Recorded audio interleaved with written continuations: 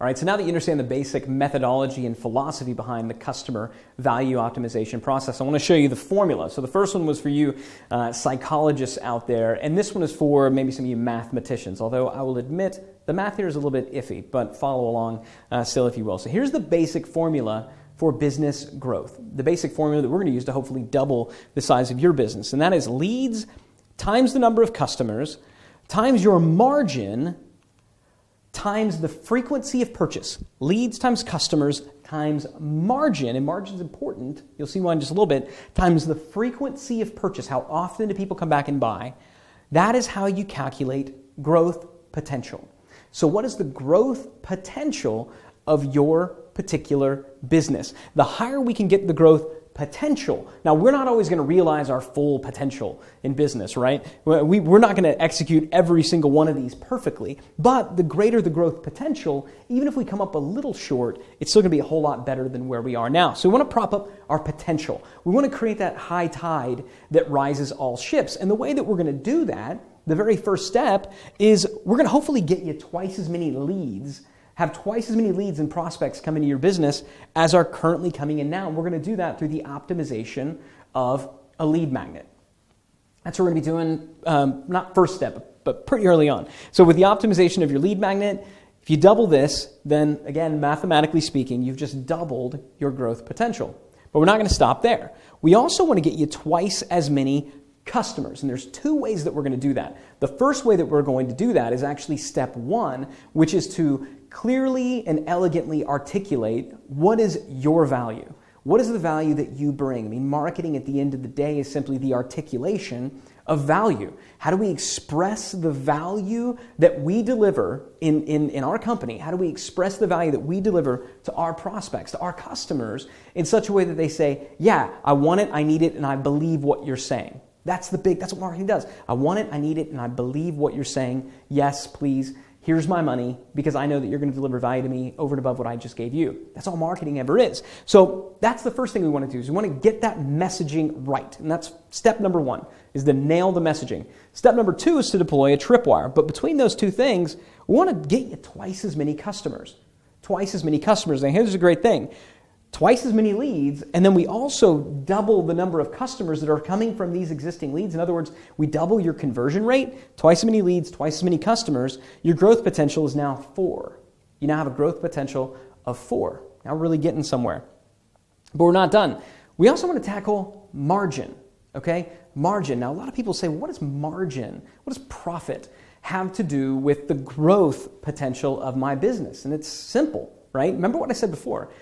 The kind of one immutable law of business, he or she who is able and willing to spend the most to acquire a customer wins. Well, how are you able, if you're a healthy, strong business, to spend a lot to acquire a business? Sure, early on when you're first getting started, you might be able to convince some, poor or lonely investor to give you some money just on spec. But eventually, the way that you are able to invest more in your business is you grow this. You grow margin. You actually make money.